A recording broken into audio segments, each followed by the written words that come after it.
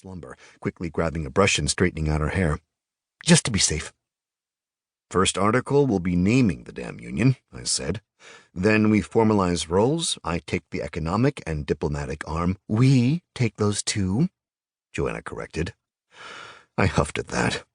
Though our marriage was blissful so far, I kept making the unfortunate habit of saying I instead of we, despite the fact that we both were now co-owners of Tine. She never passed up the opportunity to remind me of this slip-up. Frankly, it was getting to be a little grating. Yes, we will take those two. Harold will be placed in charge of the Security Council, and Chase will be in charge of threat assessment and eternal data collection, whatever the hell that means. Joanna nodded at that. Good. She drew in a sharp breath. You seem nervous, I said, leaning back, still watching out the window as the Paradisia building grew larger and larger. And you aren't? We're about to make history here. The entire south of Liora unified under one banner? I shrugged. I never much think about the significance of what I do. I'm just trying to make sure Tine survives all this chaos.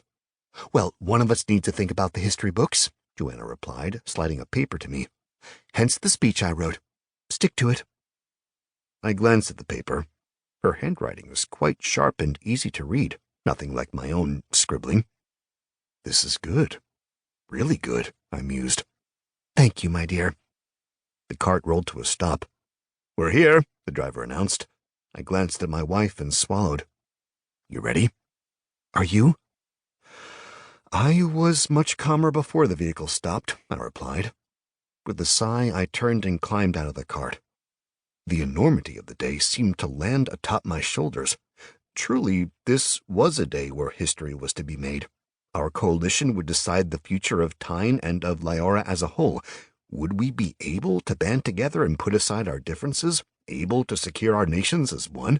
Or would agendas, infighting, and petty disagreements threaten our cohesion, keeping us from rising above? This meeting today was only the beginning. With an exceptionally harsh winter now over, all champions were available to meet and formalize this union. But what exactly were we formalizing? There were many rules to create, many guidelines to agree upon. Diplomats would have to be assigned to this hall at all times to handle the complex issues that could crop up between any nations at any time. And this was all internal. There was even more to consider when it came to dealing with the various alliances from the outside world. Ah, there is the most lovely couple, Yusuf cried as he spotted my wife and I traveling through the rose garden. The magician king looked healthier than ever, his face beaming brightly at us. He was sporting the most robust of pointed goatees, which gave him a sharp, clever kind of look. His arms swept wide to hug on to my dear Joanna quite tightly, a hug which she reciprocated. When they finished their embrace, he merely shook my hand, nodding to me. Yusuf, it has been some time. How'd you fare over the winter? I asked. Fine, as usual. Little trouble, to be honest. Magic can make the winter seem as if it were a rather pleasant ordeal, the man said, rubbing his hands together. But I have been eagerly awaiting the first official meeting of our Grand Union.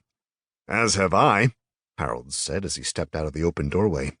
In stark contrast to the healthy and fat Yusuf, Harold looked terrible. He sported a ragged beard, untrimmed and wild. His eyes were sunken and yellowed, and his clothes did not look to be so clean.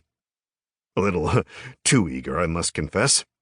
My God, man, I said, surprised at the state of the normally prim and proper general. What happened to you? I've been trying to figure things out, Harold said, shaking my hand firmly as ever. Putting everything together in my head, and that translates mostly to wandering about. I lowered my voice and leaned in. Savannah is safe in my dungeon.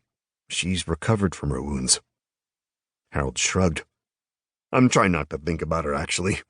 He shook his head as if trying to snap out of some stupor. Come on, let's stop dallying. Michelle and Chase are already here. They're waiting in the Elmira meeting hall. I raised an eyebrow at the title. I glanced at Yusuf, who grimly nodded at me. I thought it best to name our main meeting room in memory of her. After all, she would have certainly joined this alliance as well. That is too true, I agreed, strolling after Harold as he led us into the halls. The Paradisia building might have looked elegant and extravagant on the outside, but the interior was...